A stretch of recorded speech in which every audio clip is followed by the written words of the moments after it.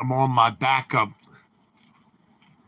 I'm on my backup camera because the other camera has become too glitzy to be trustworthy. It doesn't sync the video and the audio together right. So I guess it's time to save up. I guess it's time to save up for another camera. These Motorola's are good. I've gone with Motorola for years now. And they last for about a year and a half under regular use. And then one of two things happens. The processor gets glitzy or the battery gives out. I had one of them smoke and give off this awful smell. And I took to charging it up in the refrigerator because it got so hot. And then I found out that you could actually BLOW up the refrigerator by doing that. Blow the door right off the refrigerator. So I was lucky. I was lucky. And then one of them started to smoke so heavy. This was years ago when the new battery technology was absolutely new. And it literally started to fill the room with smoke, like they had done on the airplane one time. So, in any case, I panicked and I threw the phone into the toilet. And then it said if the battery comes in contact with water, it could explode. So I was like, oh no, I could just imagine blowing my toilet off the map. So I reached down and I grabbed the phone out of the toilet and shook the water off of it and ran to the front door and threw it out into the alley, into the snow. I figured it'd be like that movie where the guy invented the battery and the battery started getting hot. And the movie with the gold GTO and Tom Cruise and the guy who's autistic and he invents his battery. What's the name of that movie? I forget. But in the end, the guy steals the battery and he takes it onto a plane and the plane goes poof as they're taking off. So that's the way the phone was. What I wanted to talk about tonight, if you're there and you'll give me a thumbs up to let me know you're there. I'm not going to talk for too long because my tongue is still sore from the other day from biting it when I had an event. So I have my mouthpiece. I wonder if it's right here. I have my mouthpiece that Justin sent me. I had it right next to me. Any case, if I feel an event coming on, I just stick the thing in my mouth. It's hiding out from me. So, but it's one of those football player mouthpieces, and it keeps you from biting your tongue. And they sell a lot of them on Amazon. They say it's to keep you from grinding your teeth at night in your sleep. So, but I use it for the other, and I don't like the way it tastes, and I don't like the way it makes me slobber. But anything is better than almost biting your tongue off. So,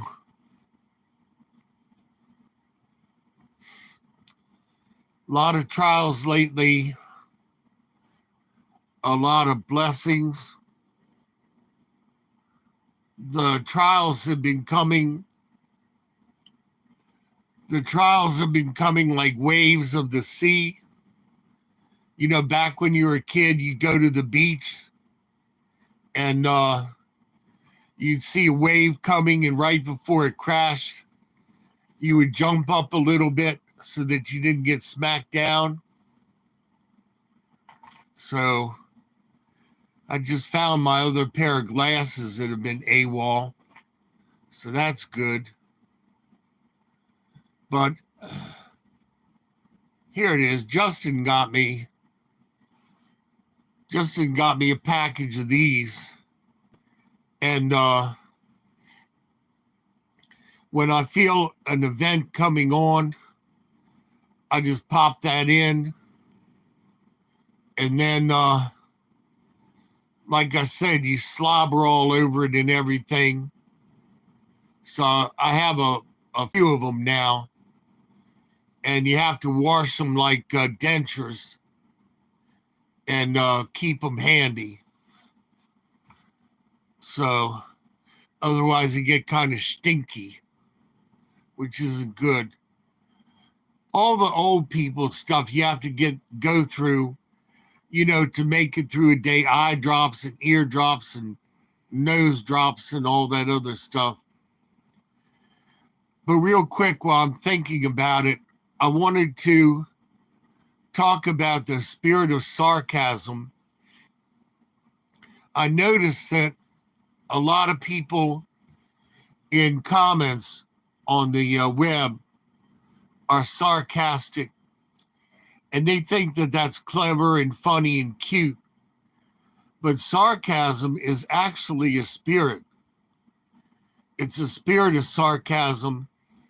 For example, when people fight or do mean stuff, the spirit will tell the one person, say this to your wife, and then it'll speak to the wife, say this to your husband, and be smart alecky back.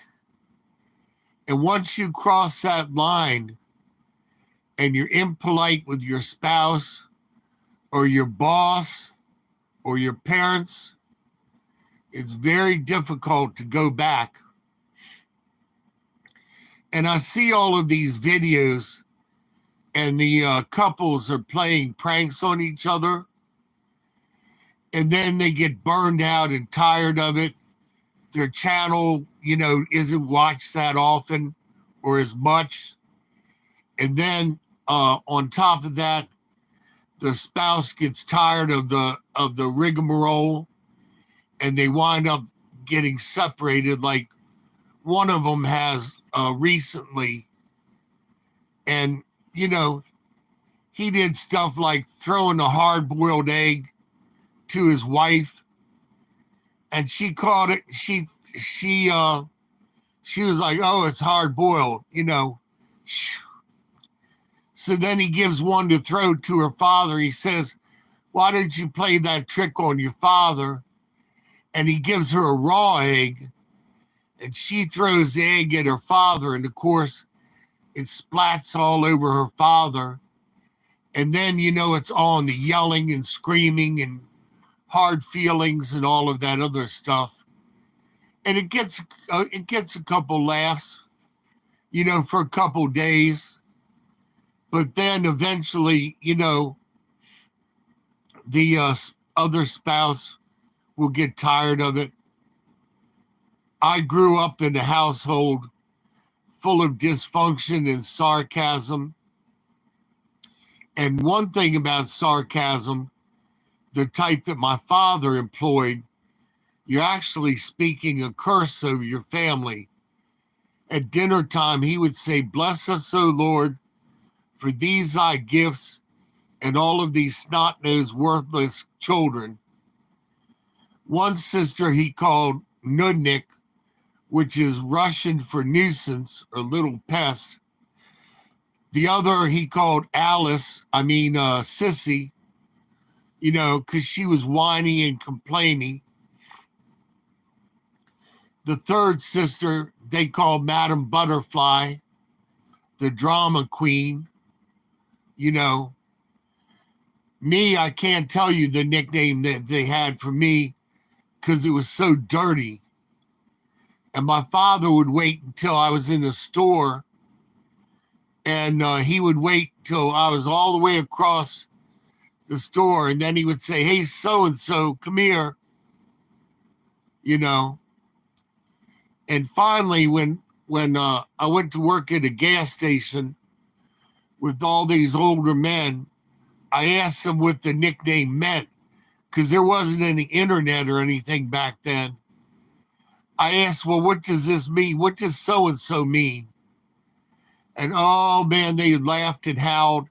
And then they started calling me that from that point on. So I told my father, I drove to his house, and he was sitting in his easy chair, and I pushed him into the chair with my finger, and I said, "Don't you ever call me that again, or we're going to have a problem." Gave him the poker, and I meant it too. But my brother told my father one day that when he grew up, he was going to be president. My father said, "You'll never be anything. You'll never be anything. Don't even bother. Don't even try." It destroyed my brother. When he did that crap to me, it just made me work harder and stack my cash. And then when things got bad around the house, I would go down to Bethesda to the hot shops and use these little coupons that my father got from work. And you got a nice Mighty Mo, which was like a Big Mac, and onion rings, and an orange freeze for $2.99. You got a whole meal. Then you left a 50-cent tip. You were good to go. So for $3.49, you could eat like a king. And my sister worked there, so I'm sure she told my parents that I was okay, because I would just disappear. And the elementary school, and I'm talking as a young kid, I'm talking from 8 years old on. I ran away when I was 6 one time, and the cops brought me back home. And then after that, my parents didn't bother with me anymore. If I disappeared for a while, they just were like, "Oh, well, put his dinner in the fridge. Maybe he'll eat it tomorrow."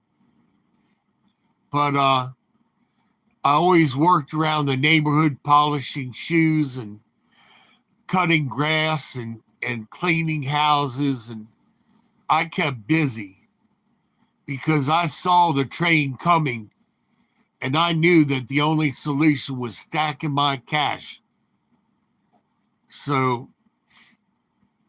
as I got older, I stayed out later, and I went to work full time when I was 14 years old at a gas station, $9 a day for a whole day's work.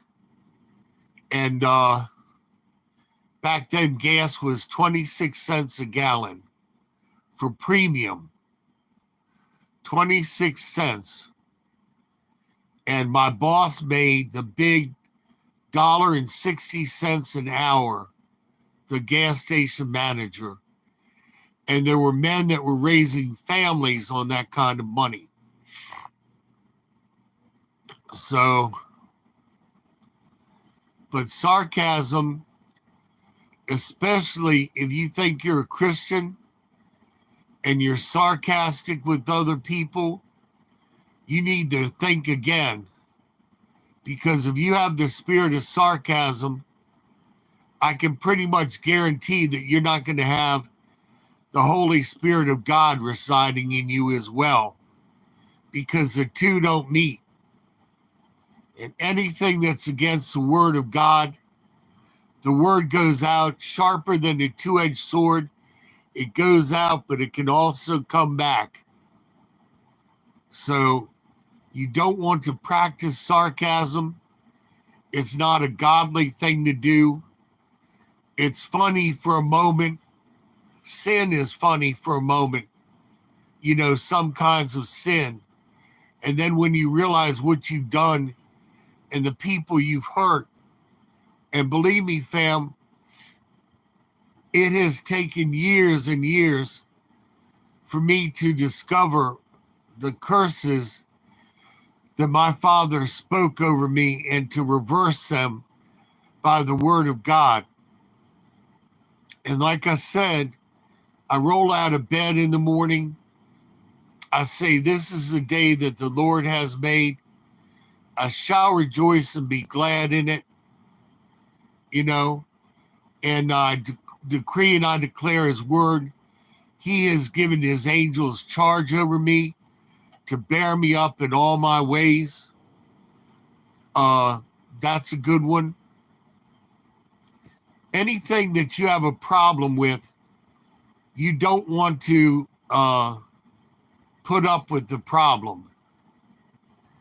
Hey, Katrina, thank you for the care package.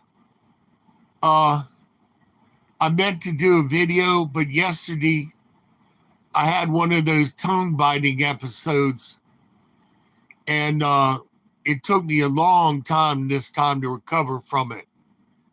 It took me a long time to get over the wooziness and everything else. But the care package was right on time. I appreciate it.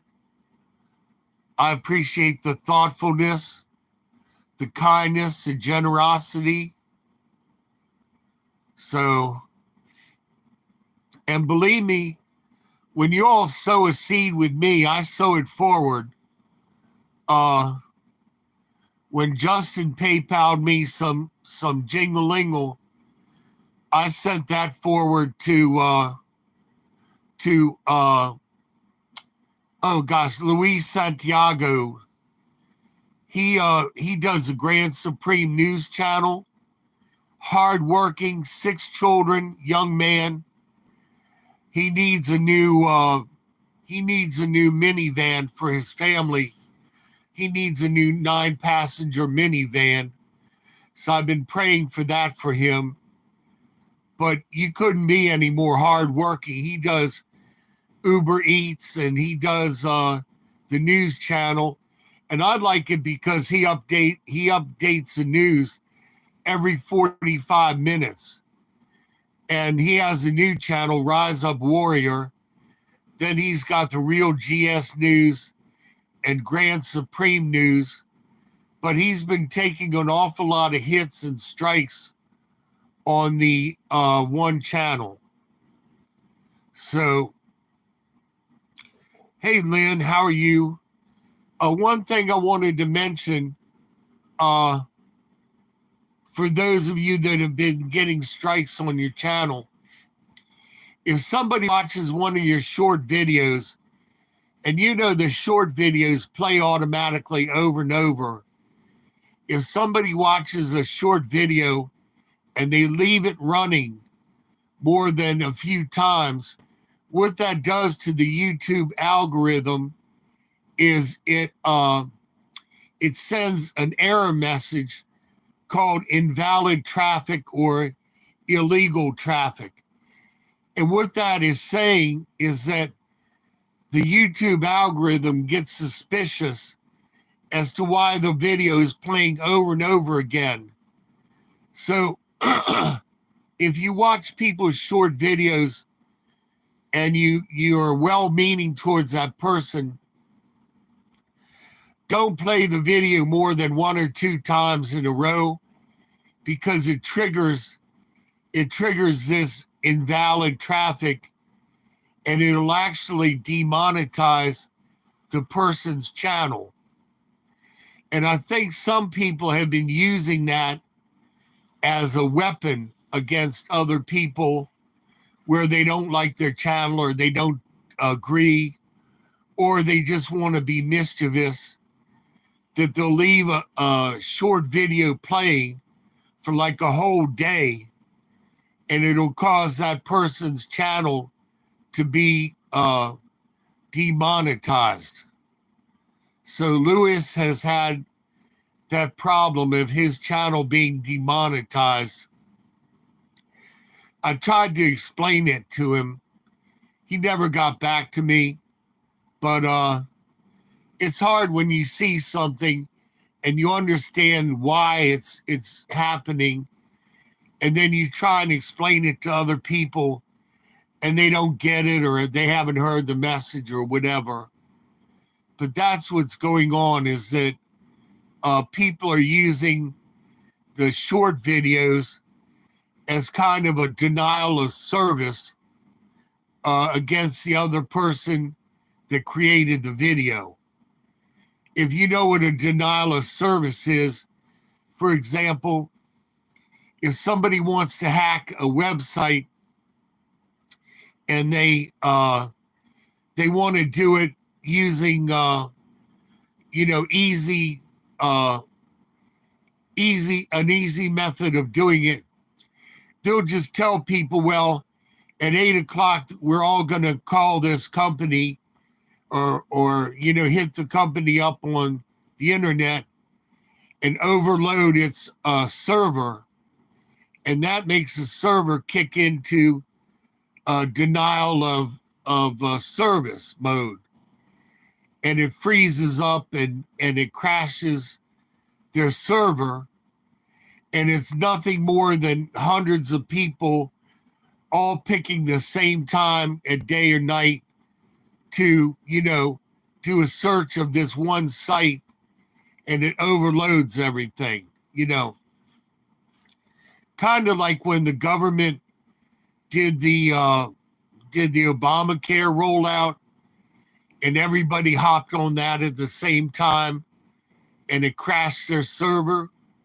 Same idea. Too many people get on the system for one thing at one time, and it causes a problem. Most people are good enough that if they know something like that, they're going to keep it to themselves. But other people on the web, they're like so eager that they found out this secret that they got to tell everybody, and then everybody in turn does the thing and causes a problem for somebody else. It's really sad in this day and age, with all of the wonderful technology, that people do that kind of stuff. In my generation, you could be trusted. You could be trusted to keep a national secret. You didn't have to be the first to tell everybody, to let everybody know how much you know. Very different day and age. I believe that if we had to fight WW2 all over again in this day and age, we would not be able to win it as a country, because people can't keep a secret. They're eager to tell. As quickly as they learn something, they're eager to tell somebody else to show how much they know. I worked at a company with a man named John Frost, and John used the nickname Jack, and you can see where I'm going with that. Like John F. Kennedy used the nickname Jack. So I had a secretary, Kathy, very lovely lady, and she was an alcoholic. She did a wonderful job for me, and she had a bottle of booze at the bottom of her desk. and I turned my head the other way. And all during the day, she would nip off of her bottle, but she loved me dearly, and she did a fabulous job.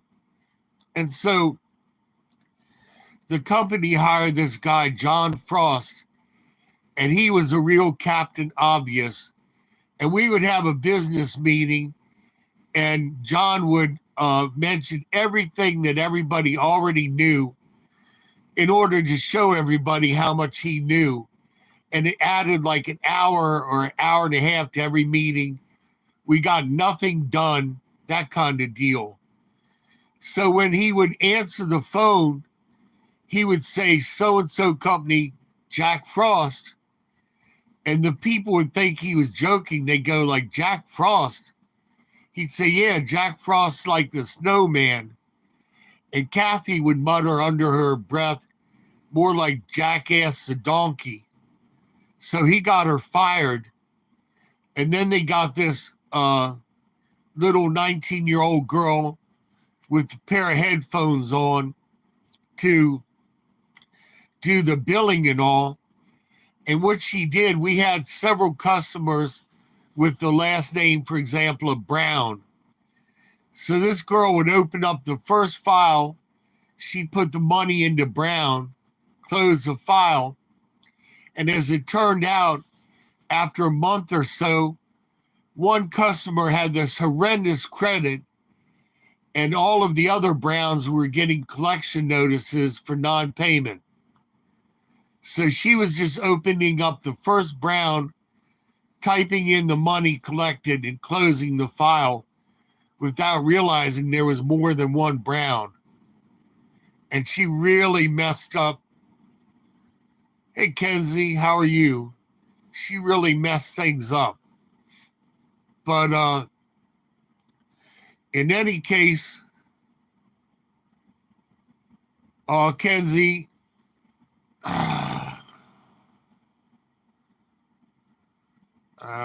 right. There we go. Got someone who wants to hop on the message board and overload it. You know, for those of you that troll and do that,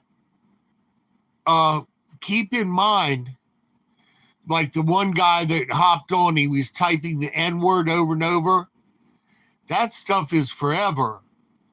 If you type in the N-word or something like that, or you give a like to a foul channel, and then later on in life you go to get a job, and somebody finds out that you did that, you could cost yourself a job, you could cost yourself a promotion, you could cost yourself a whole bunch of stuff. So don't be foolish. Hey, Austin, I put the one person in timeout for their own benefit so that they can't overload the message board. And I'm not bashful in doing that. So let's keep everything friendly when you're hanging out with Pop Pop, and I'll be friendly back. But I'm nobody's fool. I wasn't born yesterday. I definitely know how to use all of the accoutrements of the internet. So, and it's such a shame. It's such a shame that you have people with a third grade mentality about stuff, that think they're the first one that thought about doing something, ill. It's really a shame. But I lived with that when I was a kid. I was like the kid out of that movie where the little girl's father sold the used cars, and he sold crappy used cars. And she asked the father, she said, "Can't we sell good cars, Daddy? Why can't we sell good cars?" And it was a charming movie. Thank you, Austin. Today was better than yesterday. I got a lot done yesterday until 4 o'clock. And then I had one of those tongue biting episodes. So I have the mouthpiece that Justin very kindly got me, so that if I feel one coming on, I can pop that in, and it keeps me from biting my tongue. My tongue is still sore from yesterday. That's why I have the little lisp going on. But usually, hey, how you doing? Usually when the good Lord puts something on my heart, like this thing about the spirit of sarcasm, see, I'm trying to get everybody on the same level. If you read the book Pilgrim's Progress, there are people that are all different levels of maturity and salvation and everything.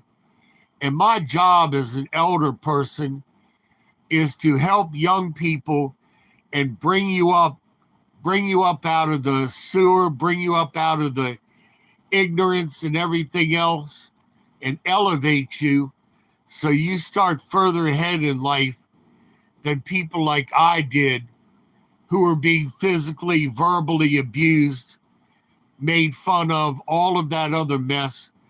I wish I had known back then what I know now. I would have moved out when I was 8 years old instead of waiting until I was 15, you know. But like I said, I worked a full-time job since I was 14. Hey, Cinderella. I worked a full-time job. I contributed. I cut my parents' grass and washed the car, and I was polite. I never called them the old man and the old woman. So, well, when I went to school, everybody was supposed to get an instrument, and my family, not having 2 dimes to rub together, got me this little plastic flute for like $7. And I learned how to play the most droll song, Johnny Has Gone for a Soldier, the most depressing song. And I got up on stage and everybody else played their drums or guitar or their violin. And Will got up with his $7 little flute and played Johnny Has Gone for a Soldier. And by the time I was done, everybody was either asleep or had left the room. I really cleared it out good, I'll tell you. But that was the best my parents could afford. And it didn't take a long time. Well, if a 7-year-old boy flipped you off, you know, you have to consider the source. And again, flipping somebody off is a spiritual thing. Because if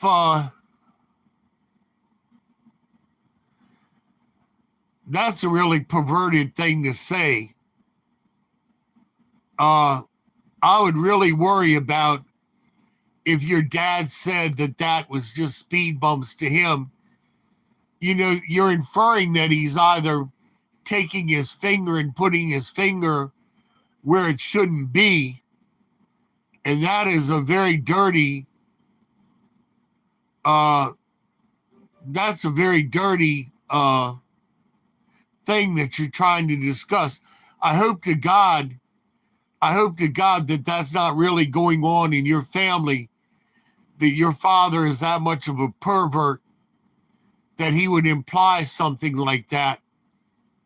So my father, when I was a kid, and thank God I had learned to drive a car, my father had a very expensive sports car in 1967, and we were in Delaware.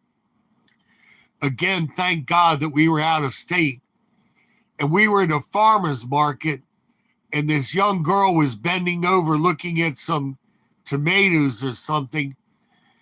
My father came up behind her and he slapped her on the butt. And not only did he slap her on the butt, but he rubbed her butt from behind.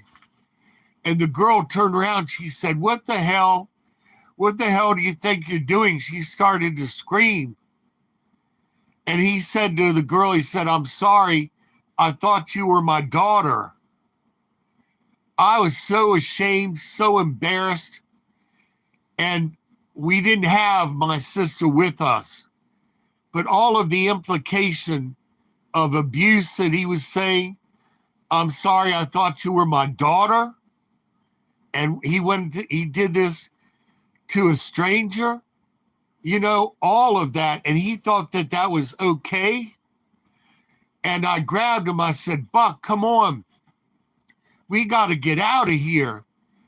And I ran outside and I reached over the sun visor, got the keys to it was the most beautiful car I've ever seen in my life.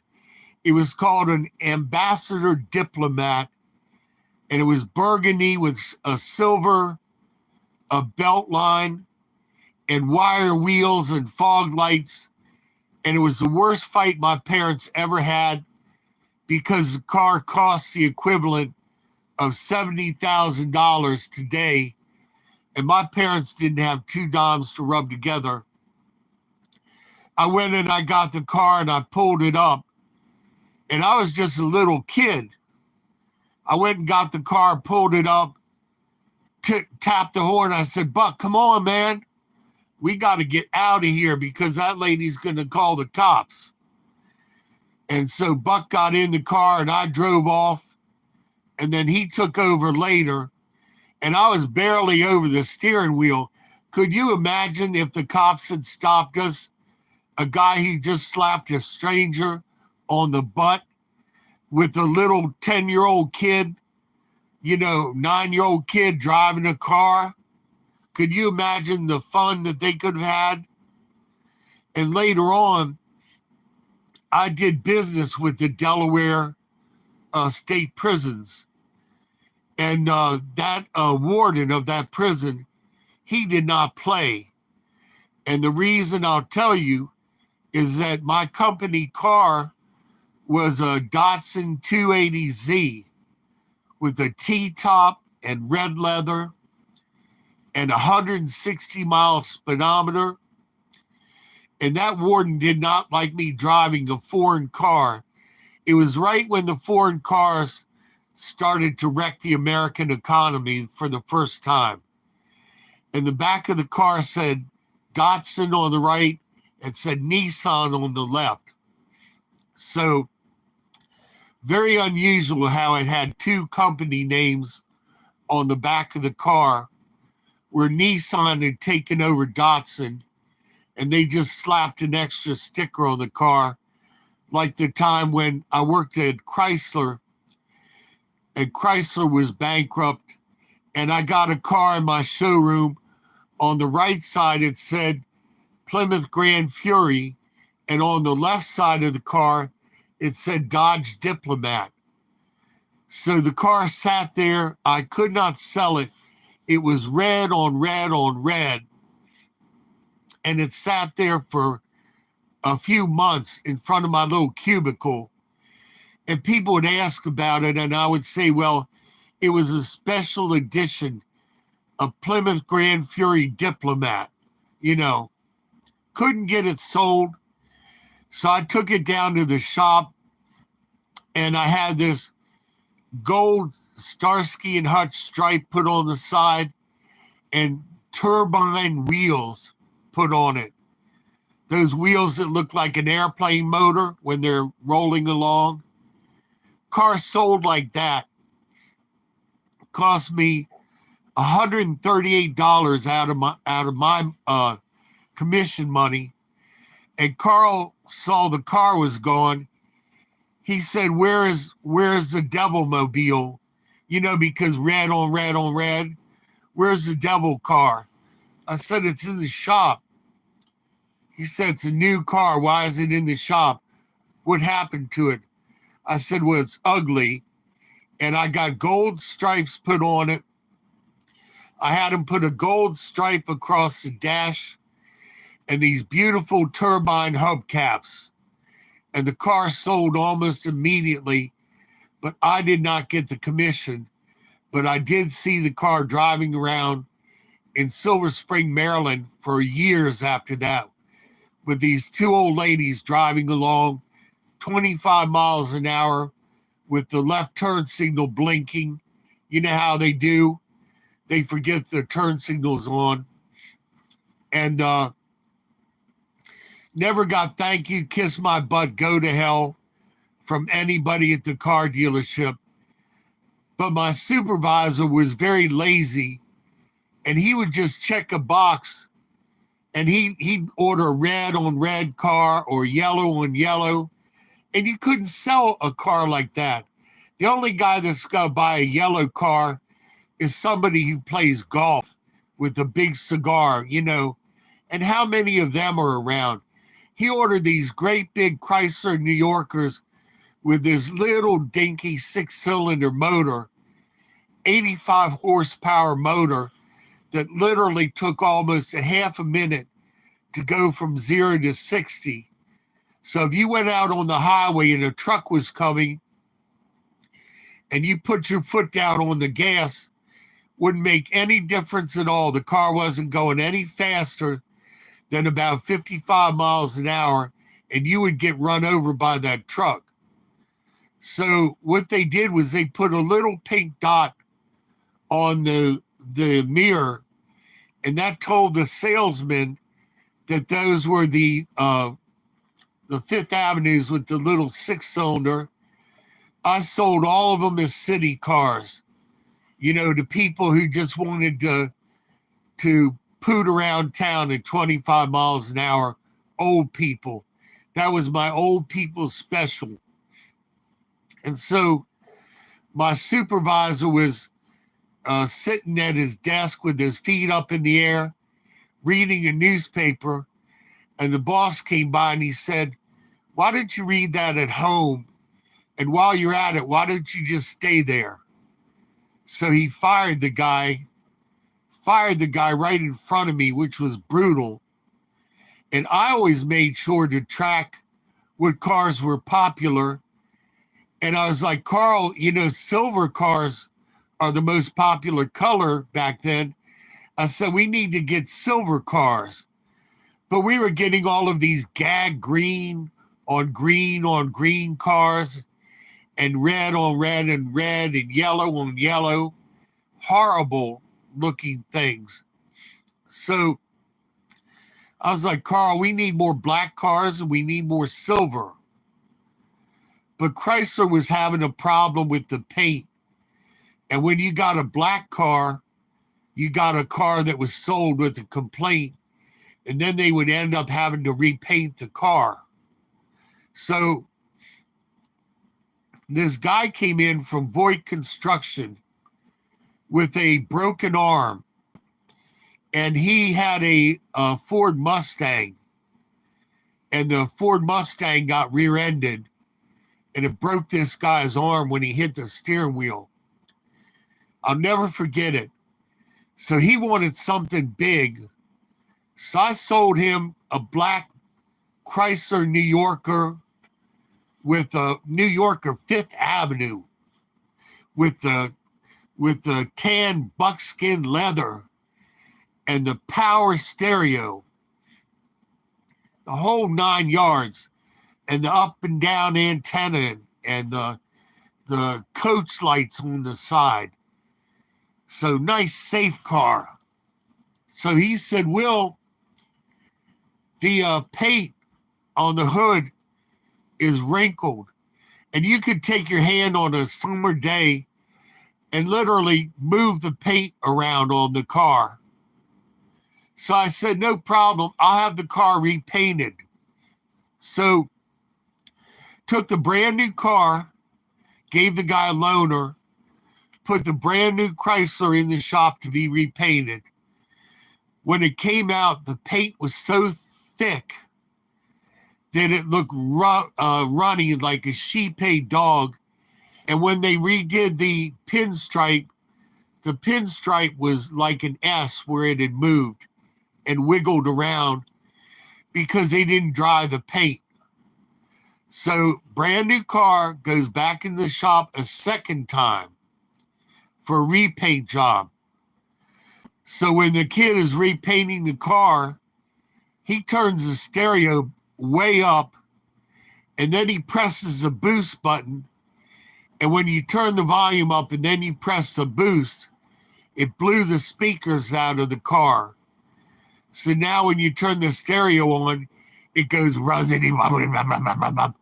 and you can't understand a word of what's being said. So again, the car goes in the shop third time for new speakers.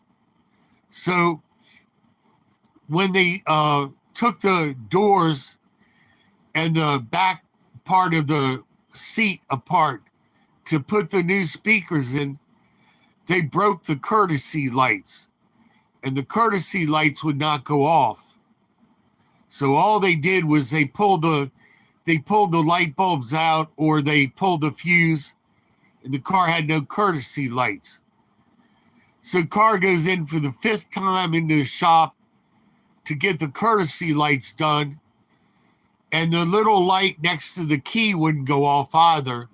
I think they messed the relay up, but in any case, fifth time, the car doesn't have 200 miles on it. It's been in the shop 5 times.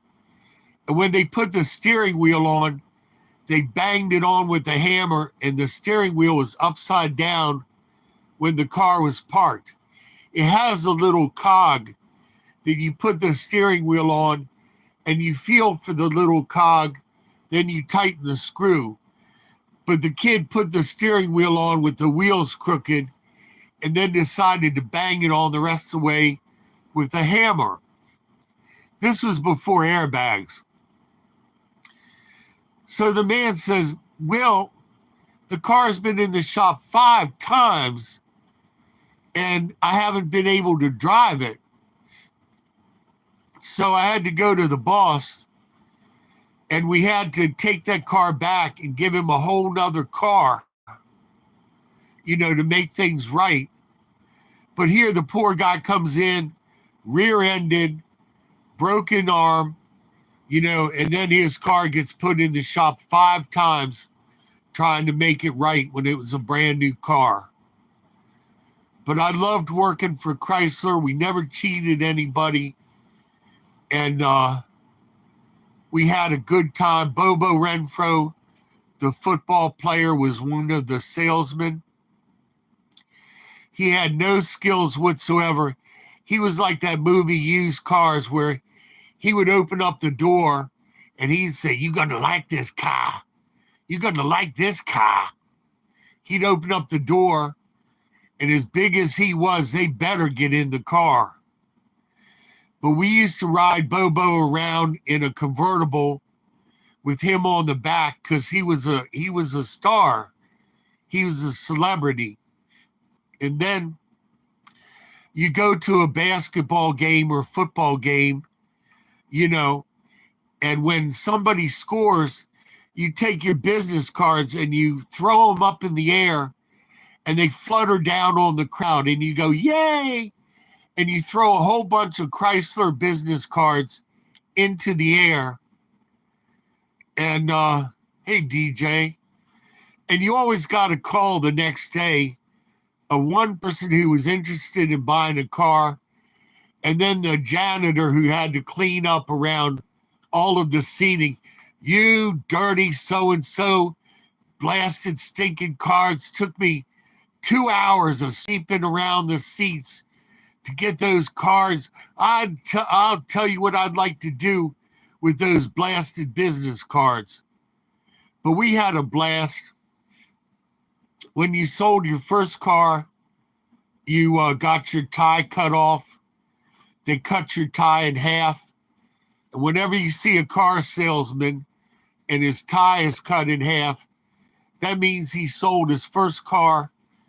If you went to a business meeting dinner and you had good sales, you got steak, potato, salad, dessert, coffee, and a drink. If you had crappy sales, you got macaroni and cheese or beanie weenies.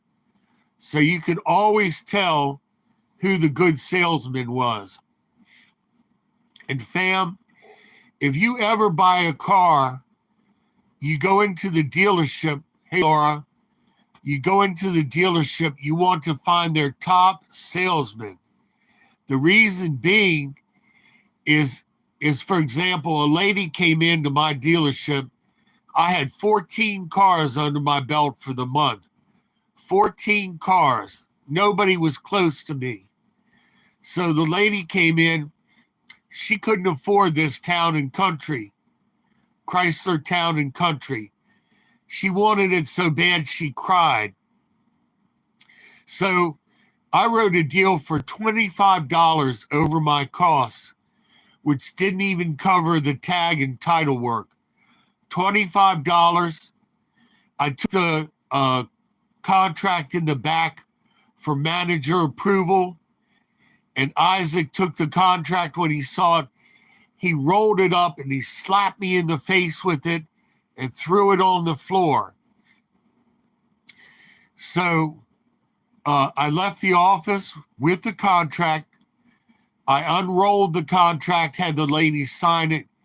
She said, "What did the manager say?" I didn't tell the lady about getting slapped in the face or any of that. I said, "Ma'am, the manager said you got a very good deal." The reason being was once I had gotten over 10 car sales for the month, Chrysler would give an extra $500 to the dealership for every car sold that month. So that meant that I got $525 for the dealership for that town and country when it all was evened out. So I was smart enough to figure that out.